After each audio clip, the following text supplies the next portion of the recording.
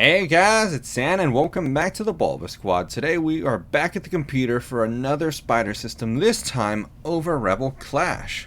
So without further ado, let's hop right into it. Wrong screen initially. Okay, here we go.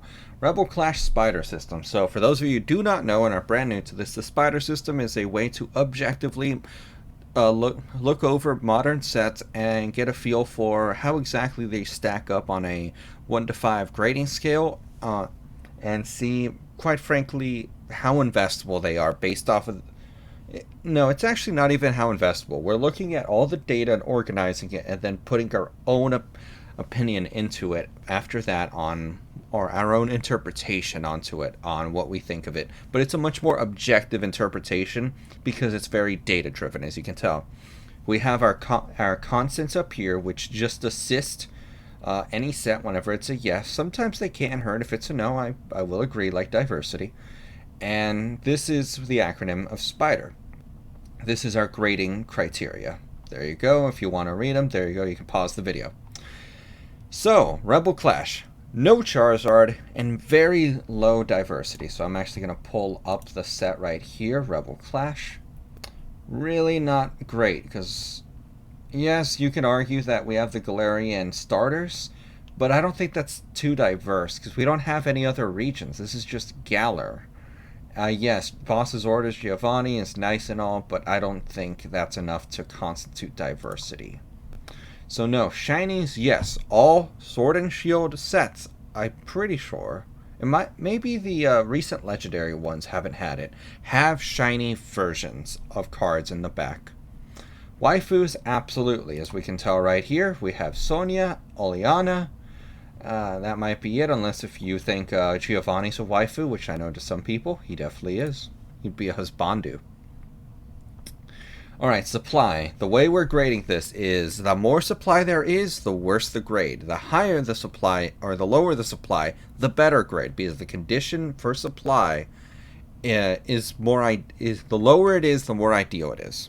So, right out the gate, at release, the 6 months, extremely high supply. It just was not going anywhere. You could find it at every single store. It was a terrible time. Then, playability, very high. I say it's very high because Boss's Orders was a must-have.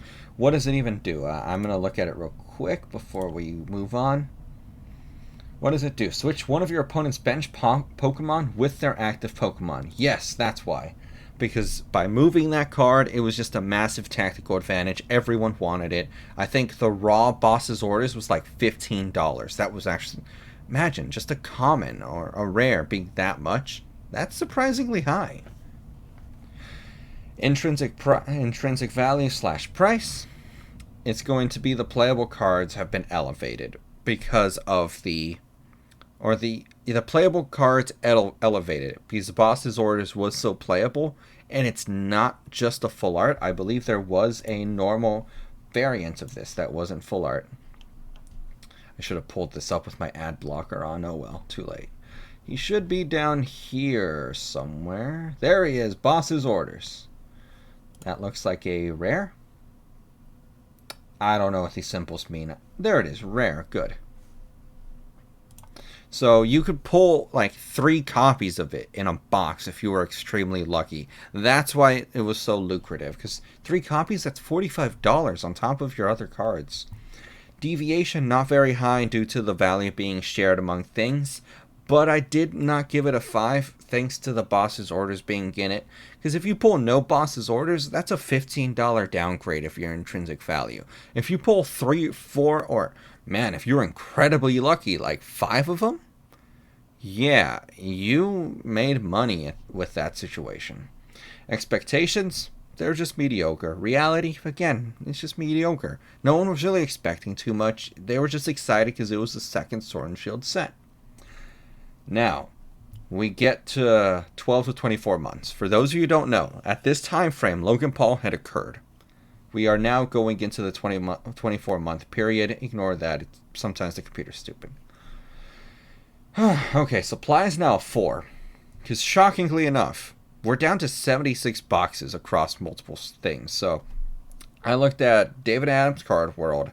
Troll and Toad, eBay, TCG Player.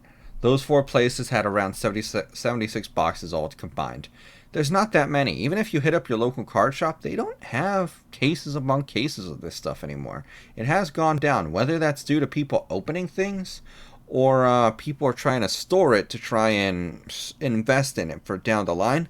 That is, of course, completely unknown. But this is telling that the supply isn't quite as high as it is. Could it receive a reprint? I do think that's entirely plausible, because if we look right around... let me quickly pull it up. There we go. Minus packs, so that way the packs don't pop up. It's a little pricey, but by comparison to Sword and Shield base, it's really not that bad. So, odds of a reprint, maybe I should add that, but that's too speculative for this.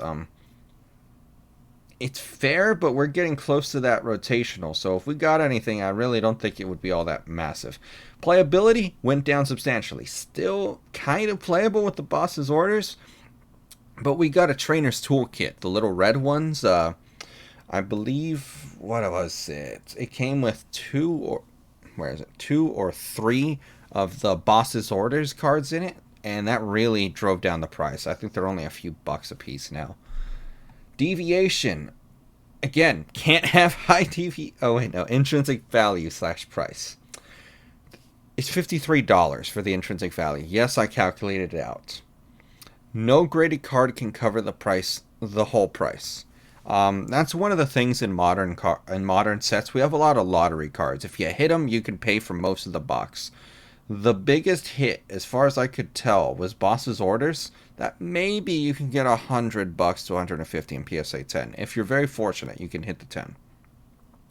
The moment you hit 9, you go down to about $50. It's just not a great situation. So I just went ahead and calculated it raw, because there's also that graded value is going to be shifting a lot thanks to the PSA and all of its backlog and people grading all these things. Deviation. Can't have high deviation when everything is cheap. Expectations. Nobody expects anything from this set. Reality. I gave it a 2. Because yes, all these variables, it looks like it could be a possibly solid set. Let's pull up Pokelectra one more time. Alright, let's go back. Yeah, I need to put ad blocker on this. There's just not much here. I guess there is a little bit of potential in that Oleana, Sonia, Boss's Orders will probably age okay. I know the Frostmoth was a fan favorite for a while. That one was really enjoyable. And then we have the Galarian Trio, so I see potential in it, and if there's a lot of nostalgia for the generation. But it's so difficult to tell, and as you can tell, I'm kind of stretching it, that I don't feel comfortable assuming that it would be a good choice among others. Alongside Sword and Shield base, this is a weaker one. I think Rebel Clash is... It's either the weakest set of the entire Sword and Shield block, or it's competing with Darkness Ablaze. Because Darkness Ablaze is also fairly weak when you really observe it. And that's going to be one of the next videos I cover on it. But that's it. That's all I... Oh, wait, no. I got to give it a little grade. Let's give it something. We gave it a 4, 2, so 6, 7, 12, 13, 15. I'm pretty sure that's 15 out of 30. Yep, 15 out of 30. So it's not even a passing grade. This is a 50. My overall consensus on this would have to be... It's a below average set, especially for the Sword and Shield era. I would not be particularly keen on going after this set. I would just have a little bit of it, kind of like Steam Siege, you know. But the price really does turn me off of it. And that's all I got for you guys today on this spider system. Tell me, did you guys agree with my evaluation of this? What numbers would you change? Do you think that my final interpretation or declaration of it was incorrect? Either way, let me know down below in the comments what you guys think. And if you like this channel or the content, consider liking and subscribing. It's free, and I'll see you all next time. Bye, guys.